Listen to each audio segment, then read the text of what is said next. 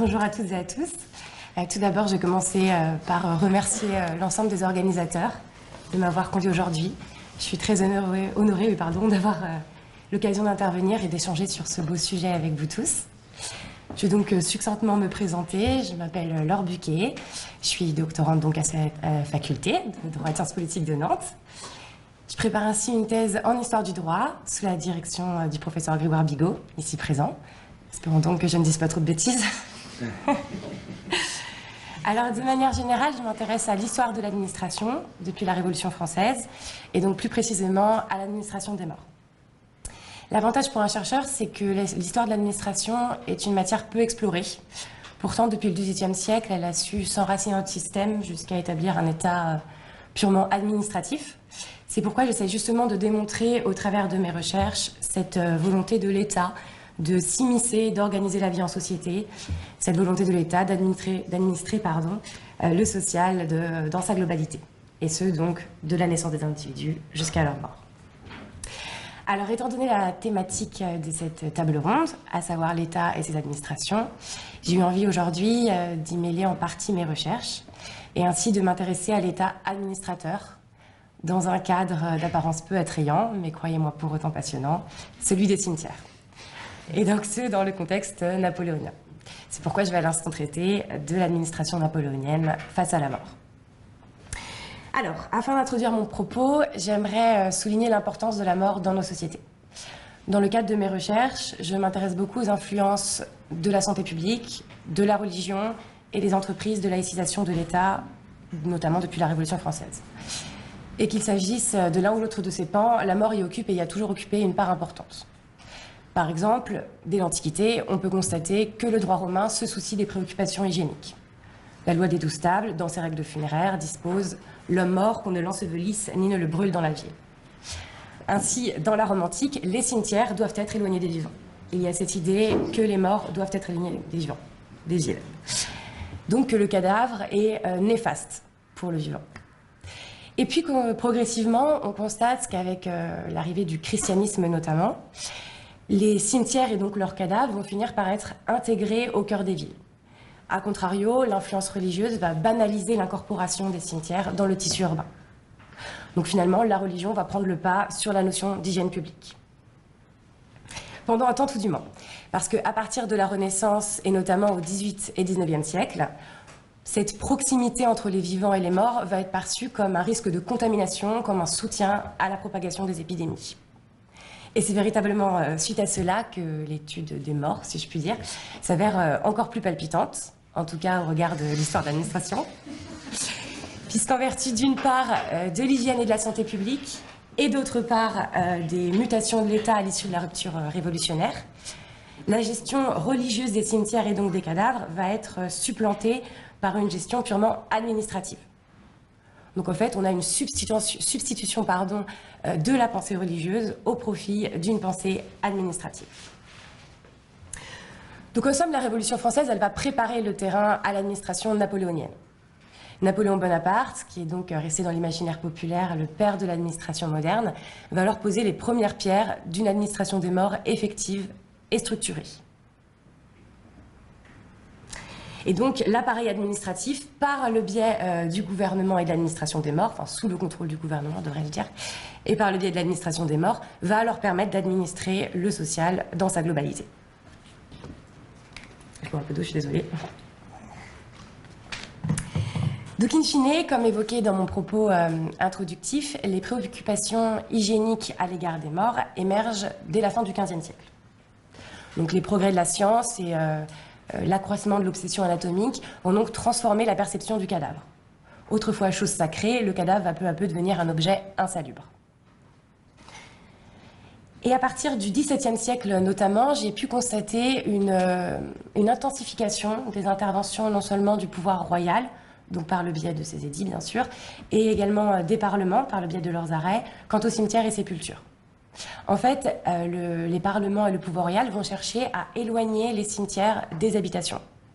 Le lieu du dernier repos doit retrouver sa vocation initiale et ne plus être dédié à la vie courante comme c'était le cas à l'époque, puisque par exemple les marchands venaient commercer dans les cimetières. Donc il faudra finalement attendre 1695 pour qu'une première législation d'ensemble impose une séparation entre le monde des vivants et le monde des morts par des clôtures. Donc tout ça pour dire que les craintes à l'égard des dangers dus à la décomposition des cadavres sont bien présentes sous l'Ancien Régime. D'ailleurs, Louis XVI signe la déclaration royale concernant les inhumations le 10 mars 1776. Il s'agit là d'une déclaration d'origine parlementaire qui cherche à établir, je cite, « une loi capable de concilier avec la salubrité de l'air et ce que les règles ecclésiastiques peuvent permettre ».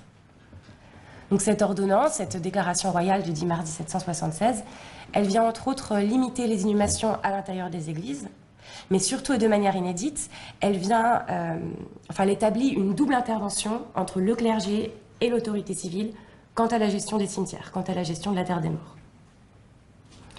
Quelques années plus tard, donc avec la Révolution française et les mesures de sécularisation qu'elle promut, puisque pour rappel, la laïcisation de l'état civil se met en place en 1792, les cimetières vont donc devenir communaux. L'Église va peu à peu perdre son emprise et à nouveau, on cherche à éloigner les cimetières des habitations, à éloigner les cimetières des vivants. Mesure que l'on retrouve par exemple dans un arrêté du 10 octobre 1793, arrêté qui présente la mort comme étant un sommeil éternel, donc matérialisant la fin civile et politique, et qui témoigne sur toute cette volonté de consigner, de mettre à l'écart de la société les cadavres, les corps morts. Donc pour autant, nous le savons, la décennie révolutionnaire est avant tout une période de bouleversements sociaux, une période d'instabilité politique, d'instabilité institutionnelle, si bien que face à un tel contexte, toutes ces tentatives d'administration des morts vont s'avérer pour le moins infructueuses. Néanmoins, la Révolution française aura quand même le mérite de préparer le terrain à l'administration napoléonienne. C'est pourquoi, dès le consulat, il est nécessaire de réorganiser l'administration, aussi bien pour les vivants que pour les morts. Donc, ce qui nous amène donc au cœur de notre sujet, puisqu'avec l'ère napoléonienne, l'administration des morts va prendre un nouveau tournant. En effet, l'arrivée au pouvoir de Napoléon Bonaparte va offrir un contexte politique nouveau, mais également une modification de la logique administrative. Donc, le premier consul veut rétablir l'ordre, et également au regard de l'administration des morts, le cadavre étant désormais perçu par tous comme un potentiel vecteur de maladie. Donc ainsi, l'œuvre du premier consul, elle va s'opérer, en la matière bien sûr, en deux points, à savoir l'hygiène et la dignité. C'est donc le fameux décret du 23 Périal en 12, à savoir du 12 juin 1804, à l'aube du Premier Empire, qui va venir fixer la législation funéraire. En réalité, ce décret de 1804, il reprend pour beaucoup des dispositions antérieures. Pour autant, il est tout de même le premier texte à entrer dans le détail et il aura également le mérite d'apporter quelques mesures novatrices, telles que par exemple la légitimité sociale de la religion, les pouvoirs accordés aux maires, ou encore la possibilité d'ériger des monuments funèbres moyennant des donations par exemple. Donc intéressons-nous d'un peu plus près à ce fameux décret du 23 Périal en 12. Tout d'abord, les deux premiers articles imposent des inhumations en dehors des villes, et proscrivent toute inhumation qui serait faite dans des édifices clos et fermés. Donc le cadavre, le corps mort, doit être mis sous terre, à distance des villes et des bourgs, et dans des lieux qui leur sont consacrés. Et ce, bien évidemment, afin de respecter les mesures d'hygiène publique. Donc en l'espèce, le décret impérial, il vient simplement poursuivre l'œuvre législative de 1776, mais de manière tout de même beaucoup plus explicite. Globalement, l'ensemble de ce premier titre va s'intéresser aux normes de salubrité, en organisant l'agencement du cimetière. Autrement dit, désormais, les terrains doivent être clos de murs, parsemés de plantations, tout en favorisant la circulation de l'air. Chaque inhumation doit avoir lieu dans des fosses séparées, chaque fosse doit être bien distante les unes des autres, etc. etc. Donc je n'évoquerai que sommairement les second, troisième et derniers titres du dit décret, qui vont apporter des solutions quant aux cimetières qui ne seraient plus aptes à remplir leurs fonctions, qui vont également traiter du régime des concessions et des pompes funèbres. Et ce, afin de nous concentrer plus intensément sur le quatrième titre du décret de 1804, consacré à la police des lieux des sépultures. Donc je cite, l'article 16 de ce décret énonce « Les lieux de sépulture seront soumis à l'autorité, police et surveillance des administrations municipales. » Donc limpide, cet article va donc conférer au maire la police des cimetières. L'autorité municipale, selon l'article 17, doit également maintenir l'exécution des lois et règlements. On pourrait également citer l'article 21 qui ajoute que les maires sont chargés d'organiser le mode le plus convenable pour le transport des corps. En somme, le maire va être le seul décisionnaire et titulaire de la police du cimetière que possède son territoire. Le maire, finalement, est l'unique juge quant aux inhumations qui auront lieu à l'intérieur du cimetière communal, mais également et surtout quant aux inhumations, enfin surtout dans notre contexte, qui auraient lieu à l'extérieur du cimetière communal. Donc je m'explique. Si on s'intéresse d'un peu plus près à l'article 14 du décret impérial, qui énonce « Toute personne pourra être enterrée sur sa propriété, pourvu que la dite propriété soit hors et à la distance prescrite de l'enceinte des villes et bourgs. » Donc en l'espèce, le décret de 1804, le décret impérial, offre ainsi une certaine liberté aux citoyens, donc malgré la soumission à la règle édictée à l'article 2. Néanmoins, cette liberté, elle va rester relative. Ce qu'il faut bien comprendre, c'est que cette disposition n'est pas une autorisation générale. Les particuliers ne disposent pas du droit d'établir des cimetières privés. Il ne doit s'agir que de cas exceptionnels et soumis à l'autorité administrative. En effet, le maire va disposer donc du droit d'interdire toute inhumation qui serait dans un lieu autre que le cimetière commun. D'ailleurs, en 1846, les membres du Conseil d'État sont venus durcir le principe. C'est-à-dire que selon eux, le décret impérial autorise certes un droit individuel d'être inhumé sur sa propriété, mais n'autorise aucunement la possibilité d'enterrer successivement plusieurs personnes. Puisqu'en effet, cela reviendrait à établir de véritables cimetières privés. Donc en fait, cette possibilité, et j'insiste sur le terme de possibilité, doit s'avérer exceptionnelle et va surtout nécessiter, quoi qu'il arrive, une autorisation. Donc à noter quand même que l'absence d'un arrêté refusant donc l'inhumation sur une propriété privée ne vaut pas acceptation. C'est-à-dire que le maire doit l'avoir expressément autorisé. Et de surcroît, même en cas d'acceptation, ces sépultures resteraient soumises à la surveillance de l'autorité municipale. On pourrait d'ailleurs faire un rapide petit lien avec l'actualité. Suite à son décès cet été, l'acteur Alain Delon a pu être inhumé dans sa propriété privée à Douchy, mais bien évidemment après avoir obtenu une autorisation municipale. Donc ce qu'il faut bien comprendre, c'est que cet article 14 du décret de l'an 12 doit être lu au sens de l'article 16, qui accorde donc la police des cimetières au maire. C'est-à-dire que même en cas d'autorisation, la municipalité sera toujours responsable. Une fois décédé, oui, tout individu appartient au cimetière communal. Tel est le principe. Le cimetière privé doit être l'exception et doit nécessiter l'appréciation de l'autorité municipale. C'est-à-dire que même si le maire s'y opposait, son refus ne pourrait en aucun cas être déféré au Conseil d'État par la voie du recours contentieux. Et ce puisqu'en l'espèce, le maire use simplement de son pouvoir de police. Donc in fine, on se rend compte que l'administration déteste les inhumations hors cimetière, puisque finalement le cimetière permet d'ordonner la politique. Donc le cadavre devient finalement un corps administratif. Tout un chacun ne peut en disposer librement. Pour reprendre les termes d'Honoré Murer, le citoyen naît et meurt à la patrie. Donc en l'espèce, l'État administratif vient s'emparer des étapes de l'existence humaine, donc de la naissance jusqu'à la mort de l'individu. Signifiant par ailleurs que selon les articles 16 et 17, les maires doivent également maintenir des horaires d'ouverture et de fermeture. Ils disposent d'une clé du cimetière. On peut également noter que la police du cimetière doit être stricte et continue, afin de respecter l'esprit de la loi, que la surveillance, que l'autorité municipale plutôt, doit veiller à un examen attentif dans un but de contrôle, de vérification. Donc en somme, que le vivant devient peu à peu un visiteur dans ce lieu qui est désormais entièrement sous le contrôle de l'administration. Je fais également une parenthèse pour noter que ce fameux décret impérial, donc en adéquation avec la division du territoire de l'an 8, donc de février 1800, vient également soumettre les maires au préfet. Je vous parle du maire depuis tout à l'heure, mais en l'espèce, il exige tout de même, le décret, à plusieurs reprises, l'approbation du préfet. En l'espèce, cette supériorité hiérarchique du préfet épouse tout à fait la logique administrative napoléonienne qui cherche à unifier l'appareil d'État, c'est-à-dire donc à imposer uniformément sur tout le territoire les décisions du pouvoir central.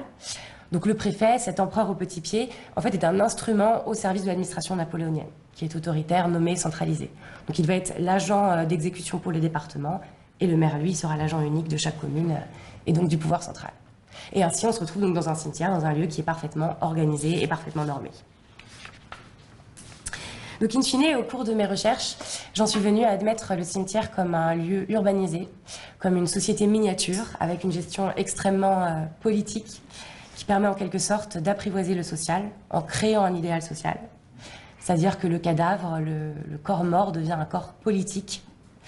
Finalement, le pouvoir de police, c'est de la politique, puisque ça permet de refléter un état social dans le cimetière. Donc le décret impérial, il élabore finalement un culte des morts, grâce donc au culte des tombeaux, grâce à l'embellissement des cimetières qui se transforment peu à peu en lieu de visite, mais également grâce au régime des concessions, puisque la concession va permettre de privatiser l'emplacement où se situe le cadavre, si je puis dire.